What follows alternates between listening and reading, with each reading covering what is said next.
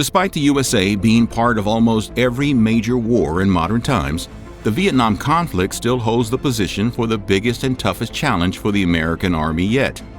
Unlike the European front, for which the American Marines and soldiers were trained, Vietnam offered an entirely alien territory. There was no war front to advance, no safe region to defend, not even a well-defined theater in which to operate. Vietnam War soldiers endured many hardships and faced many problems. While most of these challenges could be explained, some didn't make any sense. These inexplicable mysteries are still creeping in the minds of veterans, experts, and the historians of the Vietnam War. I know I've heard it said that in the Second World War, the combat veteran had maybe 40 days in combat, whereas us guys in Vietnam, we had about 240 days out of our 1 year that we spent there. Welcome to Nutty History, and today, let's take a look at the creepy mysteries of the Vietnam War, which are still baffling the world. Viewer discretion is advised for this video, as some of this video may be offensive or disturbing. We, the makers of this video, in no way support or condone the actions of the subjects featured.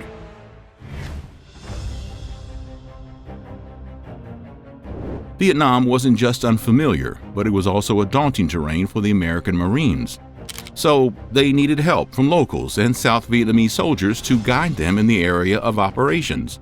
Those who were not sympathetic toward the Viet Cong's cause or didn't know any better were willing to help the Marines through the difficult topography of Vietnam.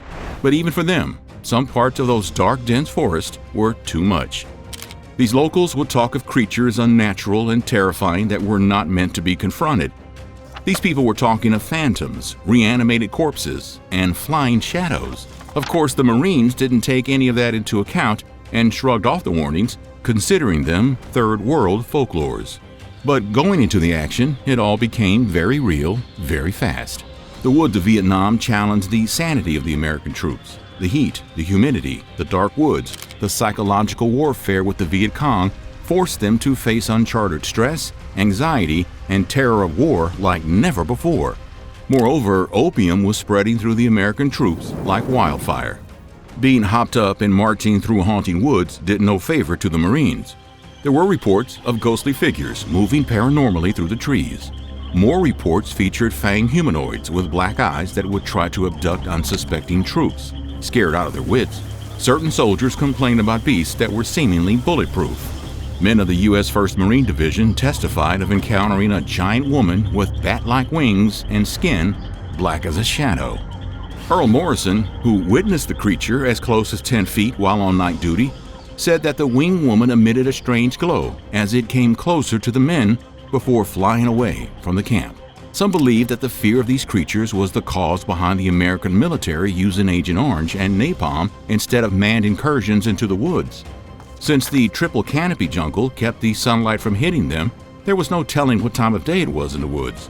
For Marines, the Vietnam War was always fought in darkness, and so shadows easily found ways to scare the living daylights out of soldiers.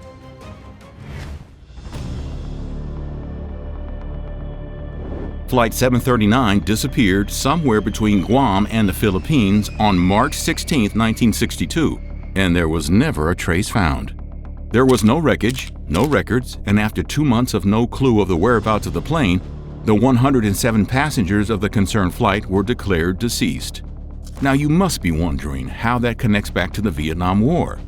Families of the victims that were aboard the missing plane claimed that the 107 men on the unfortunate flight were soldiers deployed to the Vietnam War. Interestingly, the official record of the flight states that the plane has nothing to do with the war effort, and until now there haven't been any word from any official government department confirming that the men on board had anything to do with any military mission. The government files do validate that some of the men on the vanished flight were either communication advisors or supply sergeants, but family members of the victims claim otherwise. They point to a list of hand-picked mission members that were assembled from military bases across the country. Also, certain files about the passengers and the flight that were given to the family members of the victims were heavily redacted. The report by the Civil Aeronautics Board claims that the plane was in fact heading for Saigon. It had no cargo and it was carrying 93 Americans. 3 personnel from South Vietnam's military, and the rest were the crew.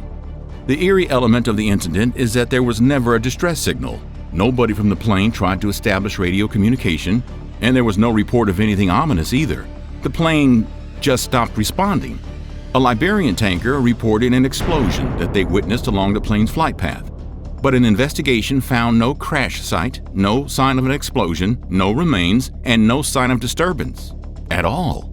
The family members of the missing soldiers have been trying to get the names of victims on the Vietnam Memorial Wall in Washington, but eerily, the authorities have been silent on the subject matter. Flight 739 was scheduled with 2 flight crews, a captain, first officer, second officer, 2 flight engineers, and 2 navigators, 4 cabin crew, and they had 96 passengers for a flight from Travis Air Force Base in California to Saigon in South Vietnam. 93 of the passengers were jungle-trained Army Rangers, primarily highly trained in electronics and communications. The other 3 were members of the Armed Forces of Vietnam. The flight crew, 5 men and 4 women, were all civilians.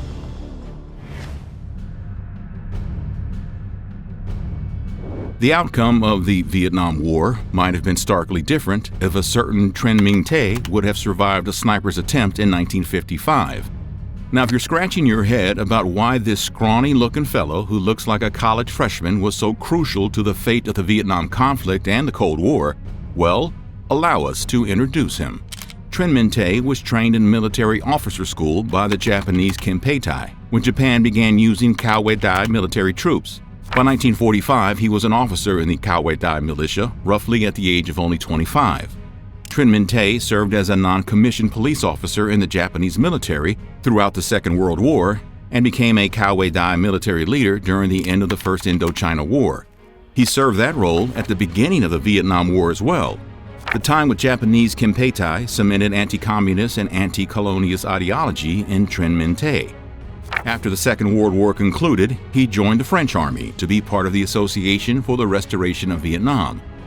But he defected in 1951, along with thousands of supporters, to create the Union of Nationalist Forces of Vietnam. The third contender in the fight for Vietnam was supposed to go against both the Viet Cong and the Western Front. However, it is believed Trinh Minh Tay was under extreme pressure to align with the South Vietnamese Army by his financial backers.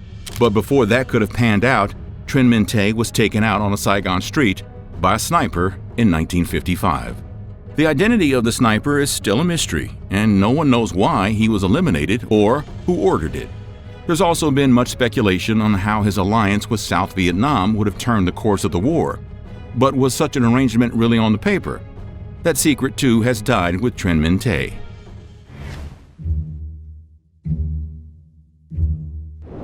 George W. Bush's military service was dragged into the spotlight during his election campaign in 2000 and 2004 as well. The attention brought to the records highlighted the sketchy elements, and certain parts of it being missing created a hotbed of speculation. Also, certain parts of these records contradict themselves. The payroll records seem to project that W. reported for duty at Ellington Air Force Base in 1973, but the medical reports dating the same date, May 2nd, does not seem to agree. More records have indicated that his attendance at the Air Force Base in Texas was dodgy at best.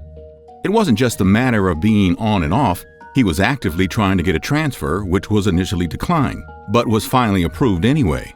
His qualifications were not at best either.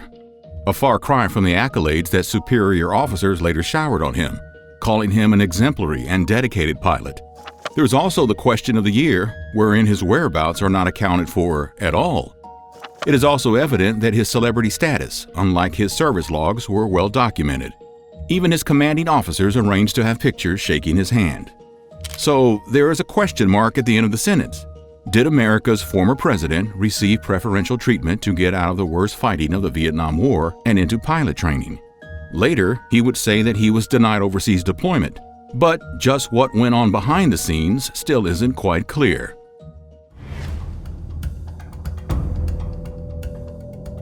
As much as Americans were spooked by the ghost stories, they also tried to take advantage of Vietnamese superstitions. With the help of South Vietnamese volunteers, American military personnel recorded some incredibly eerie voices that were then played throughout the jungles.